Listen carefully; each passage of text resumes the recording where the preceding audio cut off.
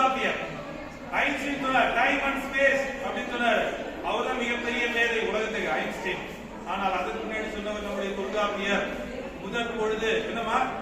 முதற் பொழுது நிலம் பொழுது நிலம் சொல்ல முதற் பொருள் நிலம் பொழுது டைம் அண்ட் ஸ்பேஸ் இங்கிலீஷ் சொன்னா ஒரு பெரிய ஞானி. தமிழ சொல்லிக்கார் தொல்காப்பியர் 5000 ஆண்டுகளுக்கு முன்னாடி சொன்னாரு. அவர் யாரும் கண்டுக்கலையே. ஆனால் நீங்கள் தான் கொண்டு சேர்க்க வேண்டும். எப்படி காலம் தான் எல்லாவற்றையும் நகர்த்தி செல்லும் என்று சொன்னவர் தொல்காப்பியர் என்பதை நாம் புரிந்து கொள்ள வேண்டும். இப்படி நிறைய செய்திகள் தொல்காப்பியத்தில் இருக்கு. இது எல்லாம் எப்படியாவது அடுத்த தலைமுறைக்கு கொண்டு சேர்க்க வேண்டும் என்பதுதான். குறிஞ்சி, முல்லை, மருதம், நெய்தல், பாலை எல்லாத்தையும் தொல்காப்பியம் சொல்லிட்டார். இதுதான் ஐந்து. முன்னே குறிஞ்சி சொன்னா குறிஞ்சி பாட்டு, முல்லை சொன்னா முல்லை பாட்டு, மருதத்தை பத்தி நிலத்தை பற்றி பாடம் இருக்கு. அப்புறம் நெய்தலை பத்தி நெடுங்கல் வாடை, பாலையை பத்தி பட்டின பாலை.